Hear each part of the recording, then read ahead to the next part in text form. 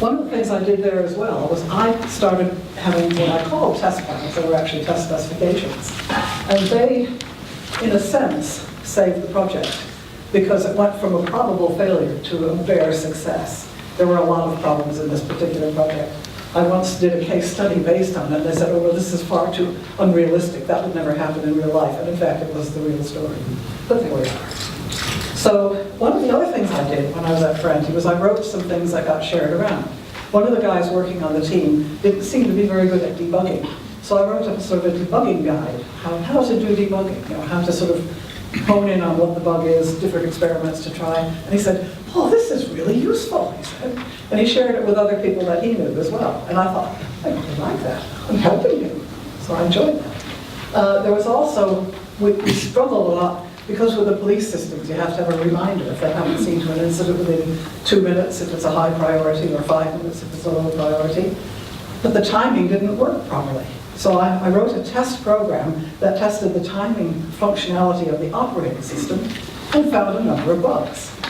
Now the operating system was written by another branch of Ferranti, and so I told them about the problems I found with my test program. When I sent them the test program, oh, this is really good, they said. Obviously they hadn't thought to test it, at least not in the same detail that I had. And I enjoyed doing that as well. And then at one point, they wanted someone to do training for customers. And I thought, I would really like to do that. I trained as a teacher. I'd like to do that. They said, no, we got some other man to do it. So I left.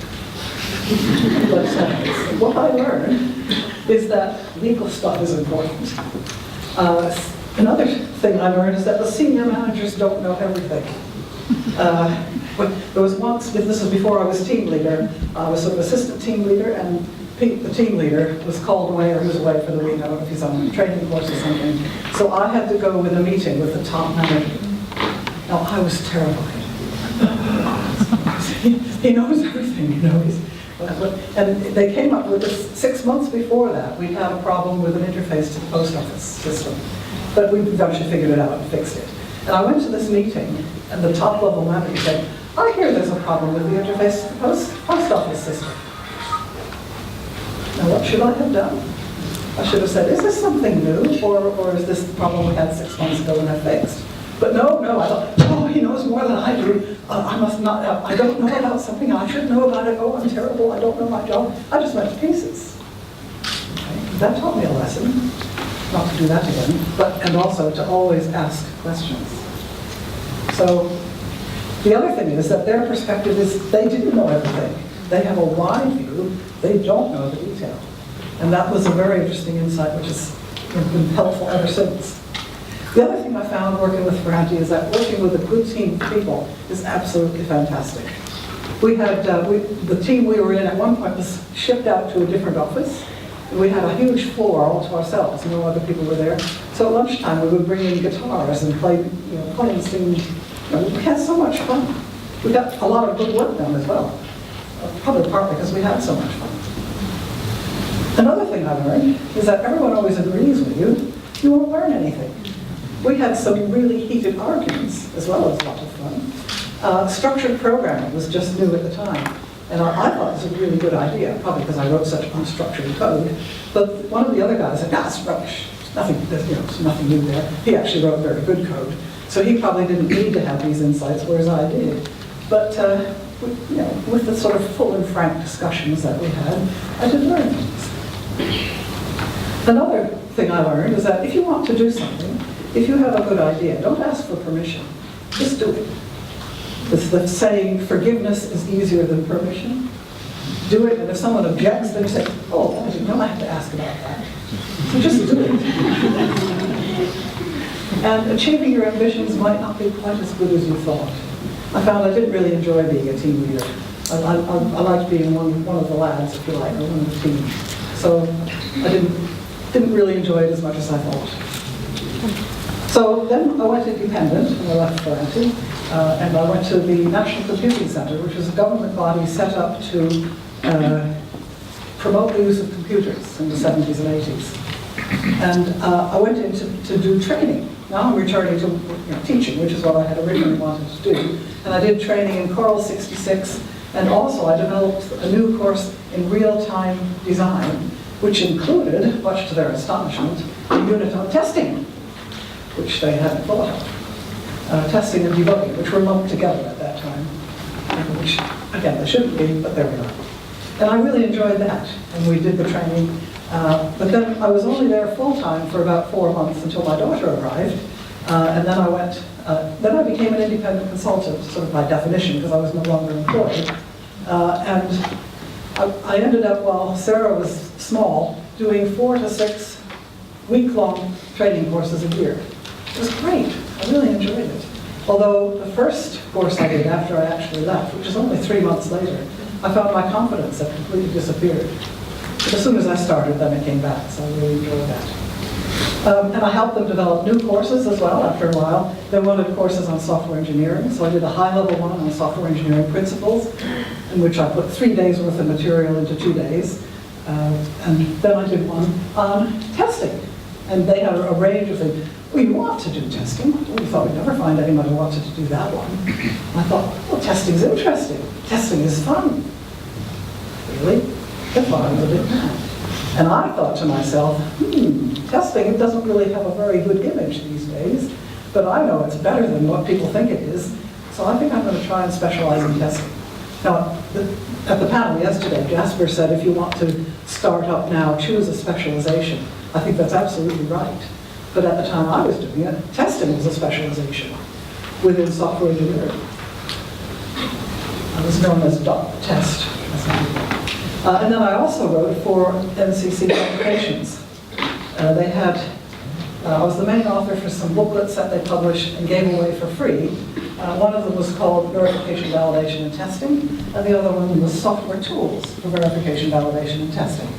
And there were 25 tools in it, and this was in 1989. Now, one of the things that I said in the, just telling people a bit about VB&T, as it was called, I said, write the tests, the V model was popular then, replacing the waterfall model, write the tests on the left-hand side of the V model, and as soon as you can, you can't run them till the software is there, but you can run them on the right-hand side, but write them on the left-hand side. If you write the tests early, you're thinking about how to test it. And if you think about how to test something, you're much less likely to make mistakes when you're writing the code, because you've already thought about how it could go wrong. I suppose you've heard of shift left, this latest, quotes, new idea. Well, it's not so new. So back in the old days, and at the risk of embarrassing myself, I will show you this picture. There I am. Yes, it's a long time ago. My hair is different. But never mind the specs. Look at this picture.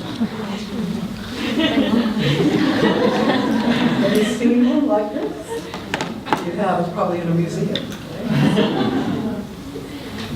I don't remember, I think it might have been an apricot.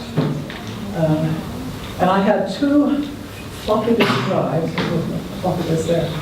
One of them had the Word program on it. The other one had whatever document I was writing in Word. I don't think I had any storage on that computer. And that's how I developed the first training courses for NCC. We have come a long way. But I mean, I thought, wow, I've got my own computer. So other things in the 80s, I did some training for a company called Microcomputer Unit. And they had a testing course that was written by a psychologist. Wow, that was interesting. It wasn't very technical, but it certainly was interesting about the people. And so I really enjoyed that. At the time, I needed to do something other than just work for NCC, or otherwise the tax people would clobber me as an employee rather than self-employed. But it turned out to be a really good thing. Another one of these unexpected things that happened to my life, which were really wonderful. And so the courses I've written for NCC were, to be honest, a bit dry and academic. I'd done a lot of research, and it was certainly a sound foundation. But what I was able to do was to put some of the more rigorous stuff into the NCU course and take the psychological stuff and put it into the NCC course. So by blending information from the two, both of those training courses got better. So I ran 1-week courses in London 3 or 4 times a year. And then I started doing some consulting, sometimes with NCC. I remember the first consulting job I ever did, I thought I did a terrible job. I came in and There was one guy there who was really antagonistic. We wanted to review some things, so I organized a review meeting, and he was just attacking, just really in a really unpleasant way. But he was really keen on standard. Everyone should do things the right way. That's not right. That's not according to the standard. And I sort of quietly took him to one side and pointed out that the standard for commenting about things was actually to be polite, and he wasn't following that standard. I didn't think he took it in, but about 2 years later, I met somebody from that company who told me that it was a really effective day, that day I spent with him. So that was nice to know. I had my first published paper. Here's the catchy title, Incremental Development Review of Non-Monolithic Lifecycle Development Models. Just rolls off the tongue, doesn't it? Here we are. It was published in the Journal of Information and Software Technology. It was in 1989. And what it was that, the waterfall was, flavors that they like. Agile is now waterfall. If you weren't doing waterfall, you're not doing waterfall. So, but I could see that there were some problems with waterfall. When I was at Ferranti, there were 2 projects, one of which did the classic, this is the right way to do it, waterfall development. First get all the requirements, then the design, and so on. Another one was for a fire service, and they wanted a demonstration 6 months into the project. So they spent 3 months writing the core functionality and tested it for 3 months, and then it was a great success at the exposition, and then they added the other functionality. That was more like now today, what we call, certainly an incremental approach, if not agile. And that was much more successful. So Tom Gill, who has written a number of books, and the one that I was most influenced by, Principles of Software Engineering Management, he talks about evolutionary development, evolutionary delivery, and that influenced me a lot. So that's one of the things that I wanted to talk about, was how it's better to develop things in small chunks. Now this was in 1989, way before Agile was heard of. So, and having written that article, that led to my first speaking at a conference in Bristol. Barbara Kitchener, who's a metrics expert, invited me to speak. So, and it also led to a consultancy assignment with a big company, a really big company. And that also taught me an interesting lesson.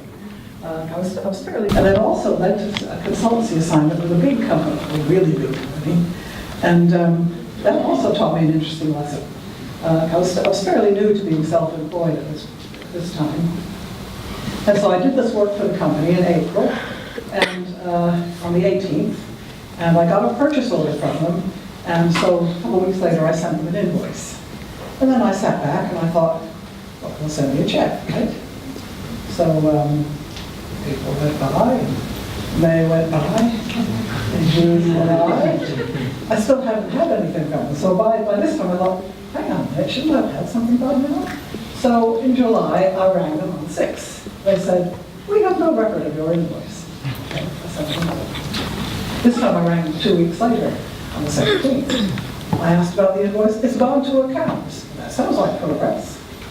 But whenever it goes to account, whenever it went to somebody new, the first question they would ask is, what's your company name? At the time, I didn't have one. It was just me. And what's your VAT number? And I didn't have a VAT number either, although I was about to get one. So, and then when I went to accounts, a week later, they said, we have no record of your invoice. What's your VAT number? What's your company name? So at that point, on the 1st of August, I registered for VAT. September, I rang them on the 6th.